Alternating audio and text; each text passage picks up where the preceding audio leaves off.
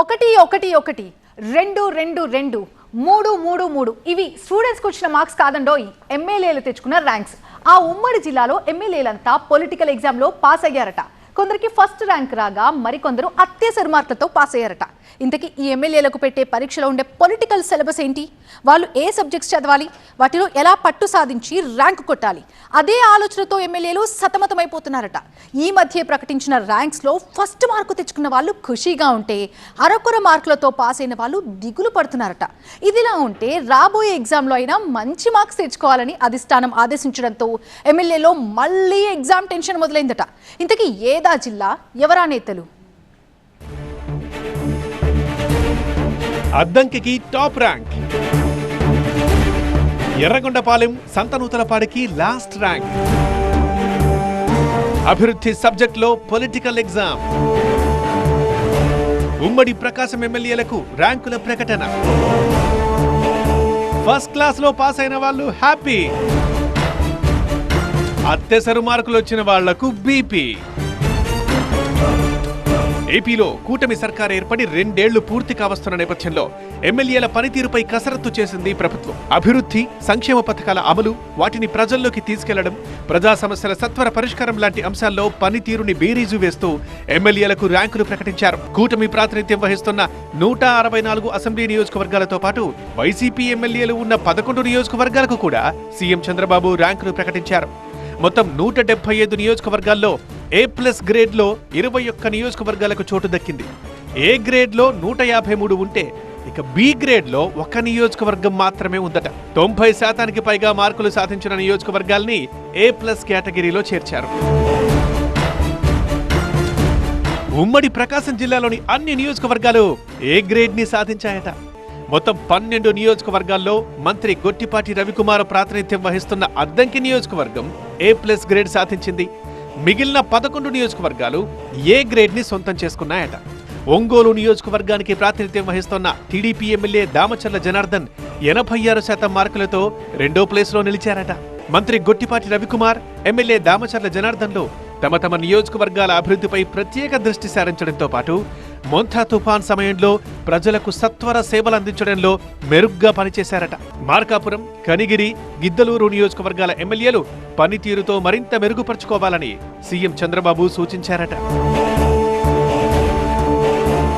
ఇక అభివృద్ధి పనుల పరంగా మంత్రి బాల వీరాంజనేయ స్వామి ప్రాతినిధ్యం వహిస్తోన్న కొండపి, వైసీపీ ఎమ్మెల్యే బూచేపల్లి శివప్రసాద్ రెడ్డి ప్రాతినిధ్యం వహిస్తోన్న దర్శి ఆ తర్వాత స్థానాలు దక్కించుకున్నాయట. టీడీపీ ఎమ్మెల్యే విజయ్ కుమార్ ఉన్న సంతనూతలపాడు, వైసీపీ ఎమ్మెల్యే తాటిపర్తి చంద్రశేఖర్ ప్రాతినిధ్యం వహిస్తున్న ఎర్రగొండపాలెం నియోజకవర్గాలు 75% మార్కులు సాధించిన ఉమ్మడి జిల్లాల్లో చివరి స్థానంలో ఉన్నాయట. మార్కాపురం, కనిగిరి, గిద్దలూరు నియోజకవర్గాల్లో వెలిగొండ ప్రాజెక్ట్, తాగునీటి సమస్యలపై పనుల పురోగతి సంతృప్తికరంగా ఉన్నప్పటికీ మరింత మెరుగైన ఫలితాలు సాధించాలని వాళ్లకు సూచించారట ఏపీ సీఎం. ఈ నియోజకవర్గాల్లో ప్రజా వ్యతిరేకతను తగ్గించడానికి, అభివృద్ధి పనుల్ని వేగవంతం చేయడానికి ఎమ్మెల్యేలు, నియోజకవర్గ ఇన్ఛార్జీలు వెంటనే చర్యలు తీసుకోవాలని టీడీపీ హైకమాండ్ హెచ్చరించిందట. జిల్లాలో ఇటు టీడీపీ, అటు వైసీపీ ఎమ్మెల్యేలు ప్రాతినిధ్యం వహిస్తున్న నియోజకవర్గాలు ఏవి కూడా B గ్రేడ్లో లేకపోవడంతో ముఖ్యంగా అధికార పార్టీ ఎమ్మెల్యేలు ఊపిరి పీల్చుకుంటున్నారట. రానున్న రోజుల్లో మరింత మెరుగైన ఫలితాలు సాధించేందుకు పరీక్షలకు ప్రిపేర్ అవుతున్న విద్యార్థుల్లా ఎమ్మెల్యేలు తమకు వచ్చిన ర్యాంకుల ఆధారంగా పనిచేసేందుకు సిద్ధమవుతున్నారట. ఆ జిల్లాలో 4 దశాబ్దాలకు పైగా పార్టీకి సేవలందించిన సీనియర్స్ ని పక్కన పెట్టేశారా? పార్టీకి లాయల్గా ఉండటమే తాము చేసిన తప్ప అని వాళ్ళు వాపోతున్నారట. ఏనాడు కూడా పక్క చూపులు చూడకపోవడమే తాము చేసిన పొరపాట అని ఆవేదన చెందుతున్నారట. పార్టీ అధికారంలోకి వచ్చి 20 నెలలు దాటుతున్నా తమను ఎందుకు పట్టించుకోవడం లేదని వాళ్ళు అడుగుతున్నారట. వాళ్ళను కావాలని వదిలేశారా, లేక ఆ నేతల్ని మర్చిపోయారా? వాళ్ళిక కూరలో కరివేపాకుగా మిగిలిపోవాల్సిందేనా అని అనుచరణగణం ఆవేదన చెందుతుందట. ఇంతకీ ఏదా జిల్లా, ఎవరా నేతలు?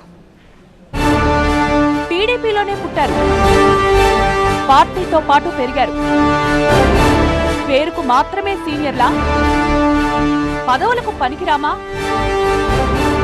పతివాడ ఫ్యామిలీలో పరేషాలు. ఐవీపీ రాజు ఆవేదన. టీడీపీ కంచుకోట విజయనగరం జిల్లాలో సుదీర్ఘకాలం పాటు పార్టీకి సేవలందించిన సీనియర్లకు పదవులు దక్కకపోవడంతో ఆ పార్టీ కేడర్ సైతం చర్చించుకుంటోందట. వారిలో ఒకరు మాజీ మంత్రి పతివాడ నారాయణ స్వామి కాగా మరొకరు జిల్లా పార్టీలో తొలి సభ్యత్వం తీసుకుని నిబద్ధతతో పార్టీ ఆవిర్భావం నుంచి సేవలందించిన నేత ఐవీపీ రాజు. జిల్లాలో తూర్పు కాపు సామాజిక వర్గానికి పెద్ద దిక్కుగా ఉన్న పతివాడ నీతి నిజాయితీతో హుందాగా రాజకీయాలు చేసిన పొలిటీషియన్ గా పేరు పొందారు. 1983 నుంచి 2019 వరకు 2 సార్లు మినహా వరుసగా ప్రతి అసెంబ్లీ ఎన్నికల్లో గెలుస్తూనే వచ్చారు. 7 సార్లు ఎమ్మెల్యేగా, ఒకసారి మంత్రిగా పనిచేశారు. 2019లో చివరిసారిగా పోటీ చేసి వైసీపీ అభ్యర్థి వడ్డుకొండ అప్పలనాయుడు చేతిలో ఓటమి పాలయ్యారు. ఆ తర్వాత నారాయణ స్వామికి వయసు పైబడ్డంతో నెల్లిమర్ల నియోజకవర్గ ఇన్ఛార్జిగా కొత్త వ్యక్తి నియమించే పనిలో పడింది టీడీపీ అధిష్టానం. వయోభారం కారణంగా తనను తప్పిస్తే తన కుమారుడు తమ్మినాయుడు లేదా మనవడు పతివాడ తారక్కు నియోజకవర్గ ఇన్ఛార్జిగా అవకాశం ఇవ్వాలని చంద్రబాబుని పతివాడ కోరారట.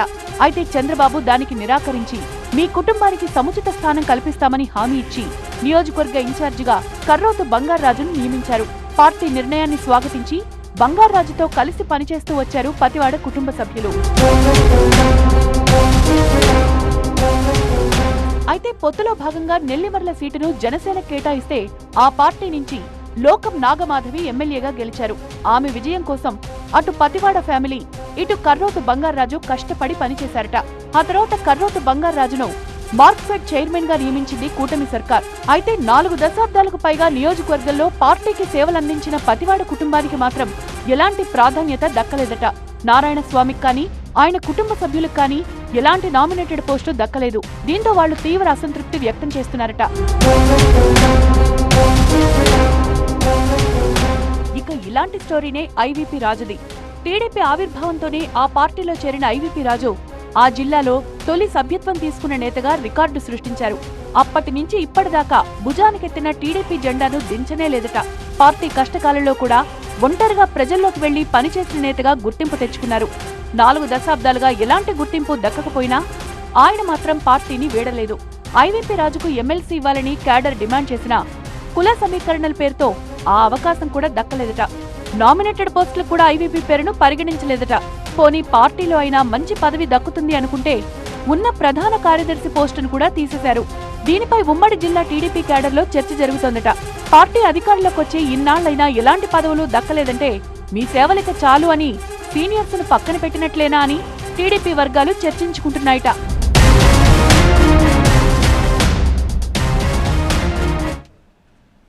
Boss is back. ఆ ఎమ్మెల్యే రీఎంట్రీ రాజకీయంగా ఇప్పుడు రీసౌండ్ ఇస్తుందట. ఒకేసారి 5 మున్సిపాలిటీలో పార్టీని గెలిపించి తన సత్తా చాటి మరీ కారెక్కారట. ఆ ఎమ్మెల్యే తిరిగి సొంత గూటికి చేరడంతో గులాబీ పార్టీలో అటెన్షన్ మొదలైందట. కొంతమంది నేతలకి టెన్షన్ కూడా పట్టుకుందట.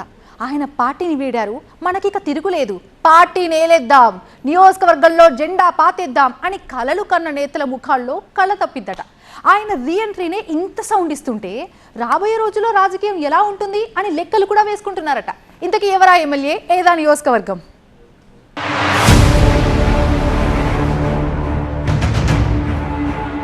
ఎప్పుడొచ్చామన్నది కాదన్నయ్య, బుల్లెట్ దిగిందా లేదా?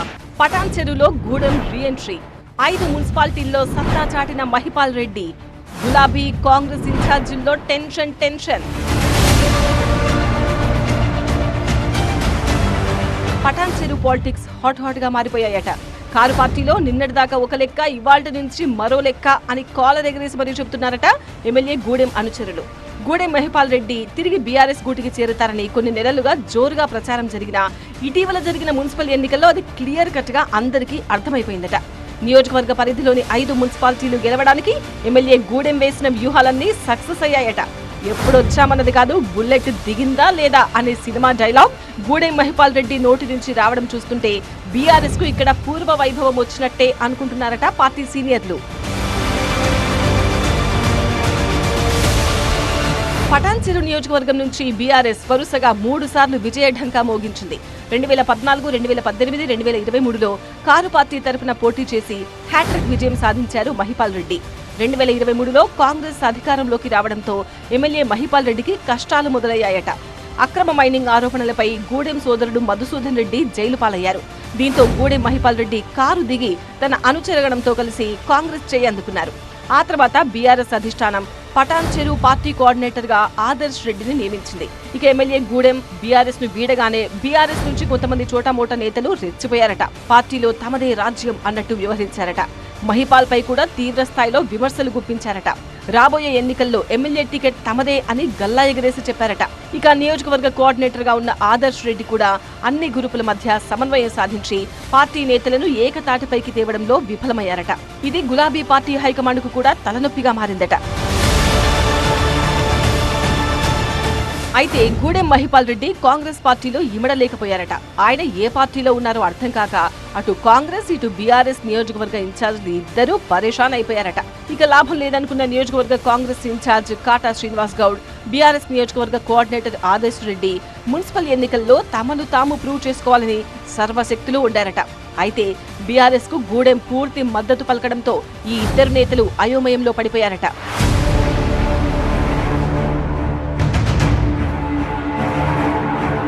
పటాన్ చెరు పరిధిలో ఉన్న 5 మున్సిపాలిటీల్లో బీఆర్ఎస్ జెండా ఎగరడంలో గూడెం మహిపాల్ రెడ్డి పాత్ర చాలా కీలకంగా పనిచేసిందట.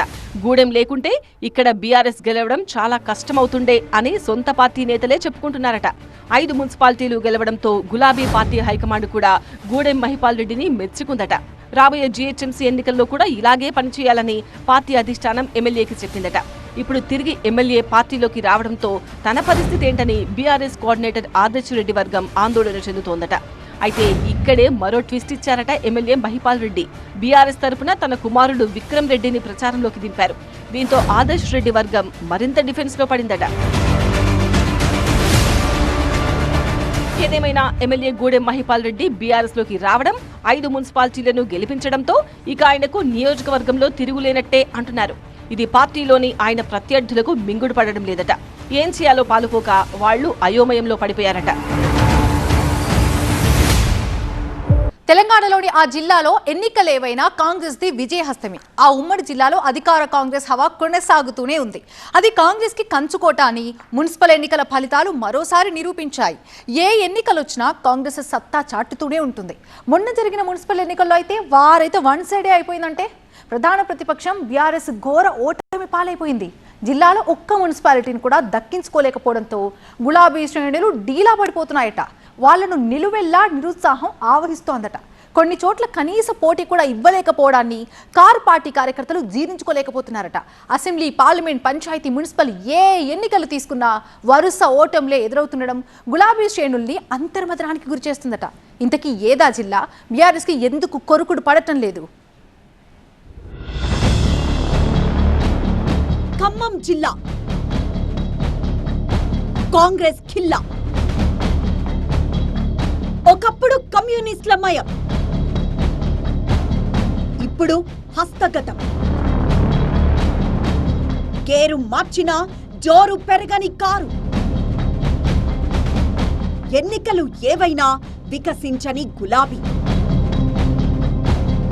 ఎందుకిలా అంటున్న బీఆర్ఎస్ క్యాడర్. ఉమ్మడి ఖమ్మం జిల్లా కాంగ్రెస్ కంచుకోట అని మున్సిపల్ ఫలితాలు మరోసారి నిరూపించాయి. ఇటీవలే వచ్చిన మున్సిపల్ ఎన్నికల ఫలితాలతో బీఆర్ఎస్ శ్రేణులు తీవ్ర నిరుత్సాహానికి గురై డీలా పడ్డాయి. ఉమ్మడి ఖమ్మం జిల్లాలోని కొత్తగూడెం కార్పొరేషన్ తో పాటు 7 మున్సిపాలిటీలకు ఎన్నికలు జరిగాయి. ఎన్నికల స్కెడ్యూల్ విడుదలై ప్రచారం ముగిసే వరకు బీఆర్ఎస్ క్యాడర్ ఉరిమే ఉత్సాహంతో ఎన్నికల్లో పాల్గొంది. ఒక దశలో 2 మున్సిపాలిటీలు గెలుచుకుంటామని, మిగతా చోట్ల గట్టి పోటీ ఇస్తామనే అంచనాలు కూడా పెట్టుకుంది. కానీ 7కు 7 మున్సిపాలిటీలు అధికార కాంగ్రెస్ కైవసం చేసుకుని జిల్లాలో క్లీన్ స్వీప్ చేసింది. ఇక కొత్తగూడెం కార్పొరేషన్ లో సైతం కాంగ్రెస్, సిపిఐ మధ్య ఒప్పందం కుదిరింది. మేయర్ పదవిని చెరి 2.5 సంవత్సరాలు పంచుకున్నారు. దీంతో మున్సిపల్ కళ చెదిరి కథ ముగిసి బీఆర్ఎస్ శ్రేణులు డీలా పడ్డాయి. ఉమ్మడి ఖమ్మం జిల్లాలో ఉన్న 10 అసెంబ్లీ స్థానాల్లో గత ఎన్నికల్లో కాంగ్రెస్ 8 గెలుచుకుంటే ఆ పార్టీతో పొత్తు పెట్టుకున్న సిపిఐ 1 సీటును గెలిచింది. ఆ తర్వాత భద్రాచలం ఎమ్మెల్యే కూడా కాంగ్రెస్ గూటికి చేరడంతో జిల్లాలో బీఆర్ఎస్ కు ప్రాధాన్యత లేకుండా పోయింది. ఆ తర్వాత పార్లమెంట్ ఎన్నికల్లో కూడా ఖమ్మం, మహబూబాబాద్ ఎంపీ సీట్లను భారీ మెజారిటీతో కాంగ్రెస్ కైవసం చేసుకుంది. మహబూబాబాద్ లోక్సభ స్థానంలో ఉమ్మడి ఖమ్మం జిల్లాలోని 3 అసెంబ్లీ నియోజకవర్గాలుంటాయి. అప్పుడు కూడా బీఆర్ఎస్ కు నిరాశే మిగిలింది. ఆ మధ్య జరిగిన పంచాయతీ ఎన్నికల్లో కాంగ్రెస్ మెజారిటీ పంచాయతీల్లో విజయకేతనం ఎగురవేసింది. ఇక మున్సిపల్ ఎన్నికల్లో అధికార కాంగ్రెస్ సర్కారుపై ఉన్న వ్యతిరేకత తమకు కలిసొస్తుందని గులాబీ నేతలు ఆశలు పెట్టుకున్నారు. రాజకీయ పార్టీలు సింబల్స్ పై జరిగిన ఎన్నికల్లో ఖచ్చితంగా సత్తా చాటుతామని గులాబీ పార్టీ భారీ అంచనాలు పెట్టుకుని రంగంలోకి దిగింది. చాలా చోట్ల బీఆర్ఎస్, సిపిఎం పొత్తు పెట్టుకుని మరీ పోటీ చేశాయి. కానీ ఫలితాలు మాత్రం ఏకపక్షంగా వచ్చాయి. మున్సిపల్ ఎన్నికల్లో కూడా చెయ్యెత్తి జై కొట్టారు జనం. మదిర మున్సిపాలిటీలో 22 వార్డులకు కేవలం ఒక్కటే వార్డులో బీఆర్ఎస్ గెలిచింది. అశ్వారావుపేట మున్సిపాలిటీలో 2, ఇల్లందులో 3, వైరాలో 5, ఏతులాపురంలో 2, కల్లూరులో 7, సత్తుపల్లి మున్సిపాలిటీలో 6 వార్డులు మాత్రమే గులాబీ పార్టీ దక్కించుకోగలిగిందంటే కాంగ్రెస్ కు ఎంత వన్ సైడ్ విక్టరీ వచ్చిందో అర్థం చేసుకోవచ్చంటున్నారు విశ్లేషకులు. కేవలం 1-2 మున్సిపాలిటీల్లో మాత్రమే బీఆర్ఎస్ కొద్దిగా పోటీ ఇచ్చినట్లు కనిపిస్తోంది. మిగతా మున్సిపాలిటీల్లో కనీస పోటీ కూడా ఇవ్వలేక చేతులెత్తేసింది. ఉమ్మడి ఖమ్మం జిల్లాలో మినిమం 2-3 మున్సిపాలిటీలు గెలుస్తామని గులాబీ పార్టీ ఆశలు పెట్టుకుంది. మున్సిపాలిటీల సంగతి దేవుడెరుగు, గౌరవప్రదమైన సంఖ్యలో వార్డులు కూడా గెలవకపోవడం ఏంటని ఆ పార్టీ నేతలు వాపోతున్నారట. ఈ ఘోర ఓటమిని పార్టీ శ్రేణులు జీర్ణించుకోలేకపోతున్నాయట. దానిపై పార్టీలో అంతర్మతనం మొదలైందట. అధికార కాంగ్రెస్ లో 3 మంత్రులుండడం, జిల్లా అంతటా ఎమ్మెల్యేలుండడం, మున్సిపల్ ఎన్నికలను చాలా సీరియస్ గా తీసుకొని ప్రతి విషయంలో నేతల మధ్య సమన్వయం సాధించి సమిష్టిగా పనిచేయడంతో క్లీన్ స్వీప్ సాధించిందని విశ్లేషకులు చెబుతున్నారు. ఇక చాలా మున్సిపాలిటీలకు సంబంధించి బీఆర్ఎస్ లో లోకల్ లీడర్షిప్ బలంగా లేదట. స్థానిక నాయకత్వం సరిగా లేకపోవడం వల్లే ఖమ్మం గుమ్మంలో వరుస ఎదురు దెబ్బలు తగులుతున్నాయని గులాబీ సర్కిల్స్ లో రాజకీయ వర్గాల్లో చర్చ జరుగుతోందట. దీంతో ఖమ్మం జిల్లా పార్టీలో ఏం జరుగుతోంది, పార్టీని ఎలా బలోపేతం చేయాలి అనే చర్చ బీఆర్ఎస్ క్యాడర్ లో మొదలైందట. ఉమ్మడి ఖమ్మం జిల్లాలో పార్టీ దుస్థితిపై బీఆర్ఎస్ హైకమాండ్ సమీక్ష చేసి కారుకు రిపేర్లు చేస్తుందా లేదా చూడాలి.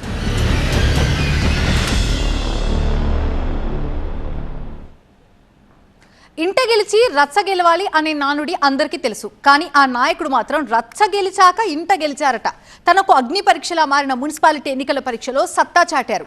సొంత జిల్లాలో తన వ్యూహాలతో క్లీన్ స్వీప్ చేశారు. ప్రత్యర్థి పార్టీలకి ప్రత్యర్థి పార్టీలకు అవకాశం ఇవ్వకుండా ఉమ్మడి జిల్లాలోని అన్ని మున్సిపాలిటీలని ఖాతాలో వేసేశారు. ఇక కార్పొరేషన్లో కూడా పార్టీ జెండా ఎగిరేశారు. మేయర్తో పాటు మున్సిపల్ చైర్మన్ల ఎంపికలో తనదైన ముద్ర చూపించారు. అధ్యక్షుడిగా పార్టీని ముందుండి నడిపించడమే కాదు, సొంత జిల్లాలో తనదైన మార్క్ చూపించి మార్క్స్ కూడా కొట్టేశారు.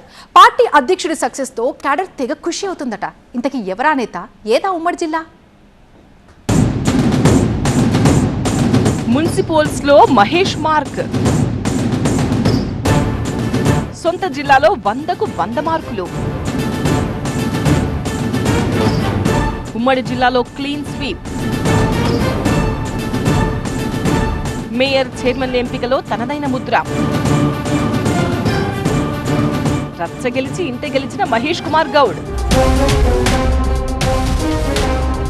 టీపీసీసీ చీఫ్ మహేష్ కుమార్ గౌడ్ కాంగ్రెస్ పార్టీలో సీనియర్ నేతగా పేరున్న ఆయన పార్టీ అధికారంలోకి వచ్చాక తెలంగాణ కాంగ్రెస్ చీఫ్ అయ్యారు. ఆయన పదవీ బాధ్యతలు చేపట్టినప్పుడు పార్టీలో వర్గ విభేదాలు, జిల్లా నేతల్లో సమన్వయ లోపం, అసంతృప్తి జ్వాలలు ఇలా ఒక్కటేంటి ఆయనకు చాలా సమస్యలు సవాళ్లు విసిరాయట. పీసీసీ చీఫ్ పదవి వెంటనే ముళ్ల కిరీటం. ఇక కాంగ్రెస్ లో గ్రూపుల గోలంటే ముళ్ల పాన్పు మీద పడుకున్నట్టే అంటారు. ఇక ఆయన సొంత జిల్లా ఉమ్మడి నిజామాబాద్ లో అధికార కాంగ్రెస్ లో అన్ని ప్రతికూల పరిస్థితులు ఎదురయ్యాయట. ముఖ్యంగా ఉమ్మడి నిజామాబాద్ జిల్లాలోని బాన్సువాడ, ఆర్మూర్, బాల్కొండ, కామారెడ్డి నియోజకవర్గాల్లో పార్టీలో పరిస్థితి 3 గ్రూపులు 6 గొడవలుగా ఉండేదట. సీనియర్ నేతల మధ్య విభేదాలు, పాత కొత్త నేతల మధ్య గొడవలు తల బొప్పి కట్టించే స్థాయిలో సాగేవట. ఇలాంటి పరిస్థితుల్లో వచ్చిన మున్సిపల్ ఎన్నికల్లో సొంత జిల్లాలో పార్టీ పరిస్థితిని చక్కదిద్దడం మహేష్ కుమార్ గౌడ్ కు అగ్ని పరీక్షలా తయారైందట. అయితే తన వ్యూహాలతో నేతల మధ్య సమన్వయం సాధించి సొంత జిల్లాలో పార్టీని విజయ తీరానికి చేర్చడంలో 100% టీపీసీసీ చీఫ్ సక్సెస్ అయ్యారని కాంగ్రెస్ కేడర్ కాలరెడ్డిస్ చెబుతోందట. ఒకవైపు రాష్ట్రంలో పార్టీ పరిస్థితిని చక్కబెడుతూనే సొంత జిల్లాపై మహేష్ కుమార్ గౌడ్ ప్రత్యేక దృష్టి పెట్టి పనిచేశారట. టికెట్ల కేటాయింపు దగ్గర నుంచి అభ్యర్థుల గెలుపు, మేయర్, మున్సిపల్ చైర్మన్ల ఎంపిక వరకు అన్నీ తానే వ్యవహరించారు. ప్రతిపక్ష పార్టీల ఆరోపణలకు ధీటైన జవాబిస్తూనే సమయం సందర్భం వచ్చినప్పుడల్లా ఆ పార్టీలను ఇరుకున పెడుతూ వచ్చారు. రాష్ట్రంలో 80% పైగా మున్సిపాలిటీలను అధికార కాంగ్రెస్ చేజిక్కించుకుంటే తన సొంత జిల్లాలో క్లీన్ స్వీప్ సాధించి సత్తా చాటారు మహేష్ కుమార్ గౌడ్. ఉమ్మడి నిజామాబాద్ జిల్లాలో గత 10 ఏళ్లుగా కాంగ్రెస్ పార్టీ పరిస్థితి అంతగా బాగాలేదట. పార్టీ అధికారంలోకి వచ్చే సమయానికి ఒక్క మున్సిపాలిటీ కూడా కాంగ్రెస్ ఖాతాలో లేదు. అలాంటి చోట నిజామాబాద్ మున్సిపల్ కార్పొరేషన్ తో పాటు 7 మున్సిపాలిటీల్లో కాంగ్రెస్ విజయం సాధించడంలో మహేష్ కుమార్ గౌడ్ కీలకంగా వ్యవహరించారట. వాస్తవానికి మున్సిపల్ ఎన్నికల షెడ్యూల్ విడుదలైనప్పుడు కూడా జిల్లాలో అధికార పార్టీ నేతల మధ్య విభేదాలు బయటపడ్డాయట. నిజామాబాద్ తో పాటు కామారెడ్డి, బాన్సువాడ, ఆర్మూర్, భీమ్గల్ మున్సిపాలిటీల్లో పార్టీ నేతల మధ్య విభేదాలు రచ్చకెక్కాయి. కాంగ్రెస్ లో అంతర్గత ప్రజాస్వామ్యం ఎక్కువ కాబట్టి టికెట్ల కేటాయింపుతో వర్గ విభేదాలు రోడ్డున పడతాయని విపక్షాలు భావించాయి. అయితే టీపీసీసీ చీఫ్ గా మహేష్ కుమార్ గౌడ్ చాకచక్యంగా చక్రం తిప్పి నేతల మధ్య సమన్వయం సాధించి అందరినీ ఒప్పించి పార్టీని విజయపథంలో నడిపారు. హంగేర్పడ్డ నిజామాబాద్ కార్పొరేషన్ తో పాటు కామారెడ్డి, బోధన్ మున్సిపాలిటీలను కాంగ్రెస్ ఖాతాలో వేయడంలో ఆయన వ్యూహాలు ఫలించి సత్ఫలితాలనిచ్చాయి. దీనిలో భాగంగా నిజామాబాద్ మేయర్ గా సామాన్య కుటుంబం నుంచి వచ్చిన మహిళను ఎంపిక చేశారు. ఈ ఫలితాల నేపథ్యంలో కాంగ్రెస్ శ్రేణులు ఉరిమే ఉత్సాహంతో ఉన్నాయట. జెడ్పీటీసీ, ఎంపీటీసీ ఎన్నికలు ఎప్పుడొచ్చినా మహేష్ కుమార్ గౌడ్ సారథ్యంలో సత్తా చాటేందుకు కాంగ్రెస్ క్యాడర్ ఉవ్విళ్లూరుతున్నారట.